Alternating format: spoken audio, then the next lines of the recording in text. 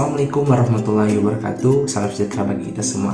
Halo sobat semua, perkenalkan nama saya Ricky Febrida Putra. Pada video kali ini saya ingin berbagi pengetahuan mengenai primary survey.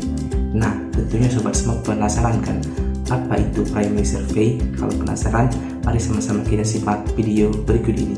Check it out. Pastinya teman-teman bertanya-tanya, apa itu primary survey?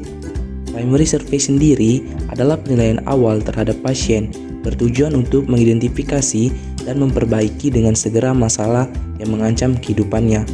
Sebelum melakukan pertolongan, seseorang penolong wajib mengetahui keadaan yang terjadi terhadap pasien.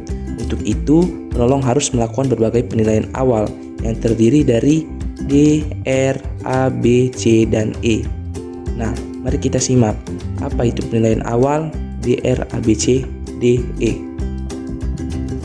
Nah, yang pertama itu D. D merupakan singkatan dari Danger Rescue, yaitu memastikan bahwa situasi aman dalam melakukan pertolongan pertama.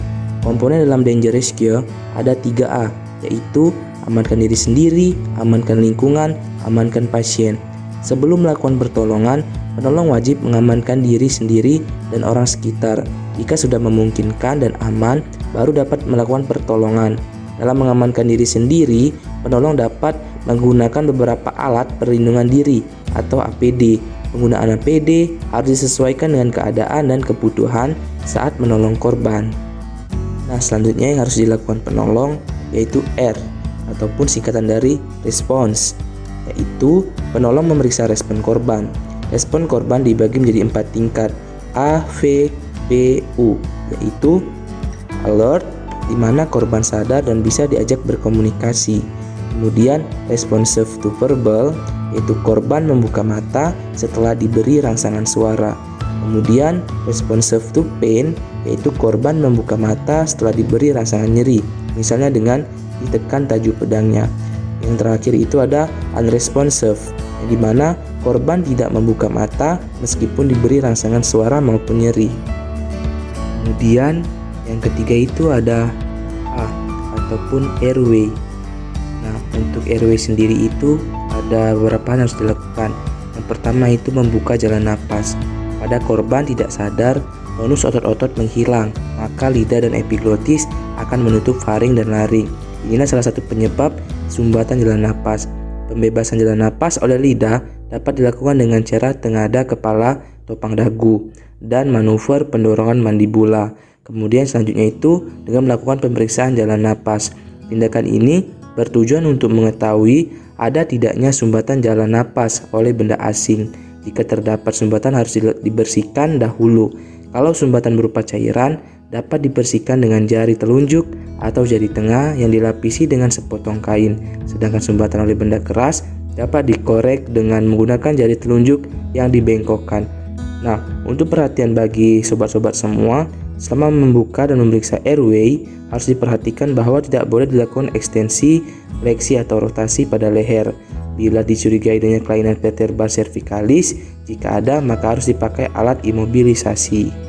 Selanjutnya itu B atau breathing, terdiri dari 2 tahap. Yang pertama itu memastikan korban atau pasien tidak bernapas dengan cara melihat pergerakan naik turunnya dada, mendengar bunyi napas dan merasakan hembusan napas korban atau pasien. Kemudian yang kedua, memberikan bantuan napas. Jika korban atau pasien tidak bernapas, bantuan napas dapat dilakukan melalui mulut ke mulut, mulut ke hidung atau mulut ke stoma, dengan cara memberikan hembusan napas sebanyak 2 kali hembusan. Itu adalah C, circulation, terdiri atas 3 penemuan klinis. Yang pertama, tingkat kesadaran. Bila volume darah menurun, perfusi otak dapat berkurang yang akan mengakibatkan penurunan kesadaran. Kemudian yang kedua, warna kulit. Warna kulit dapat memberikan diagnosis hipovolemia. Kemudian yang ketiga, nadi. Periksalah nadi yang besar seperti arteri femoralis atau arteri karotis. Nadi yang tidak cepat, teratur dan kuat menandakan normovolemia. Biasanya nadi yang tidak teratur merupakan tanda gangguan jantung. Nah, yang selanjutnya itu D ataupun singkatan dari disability, yaitu penilaian meliputi tingkat kesadaran, ukuran, dan reaksi pupil, tanda-tanda lateralisasi, dan tingkat cedera spinal. Penurunan kesadaran dapat disebabkan oleh trauma langsung pada otak atau penurunan oksigenisasi ke otak. Jika terjadi penurunan harus dilakukan reevaluasi terhadap keadaan oksigenasi, ventilasi, dan perfusi. Nah, yang terakhir harus dilakukan itu adalah E atau exposure, yaitu seluruh pakaian pasien dibuka dengan cara mengguntingnya untuk memfasilitasi pemeriksaan dan evaluasi keseluruhan pasien. Setelah dibukanya pakaian pasien, perlu penghangatan tubuh pasien untuk menghindari terjadinya hipotermia. Penghangatan dicapai dengan cara menyelimuti tubuh pasien dengan selimut hangat, administrasi cairan intravena yang telah dihangatkan, dan menjaga suhu lingkungan tetap cukup hangat. Nah, itu dia pembahasan mengenai primary survey.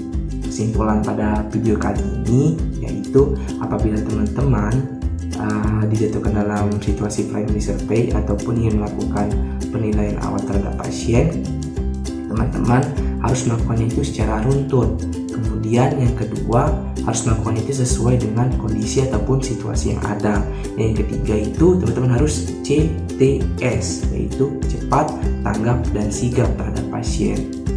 Dan saya ucapkan banyak terima kasih kepada teman-teman yang telah menonton sampai habis video ini, dan semoga bermanfaat dan menambah pengetahuan teman-teman semua.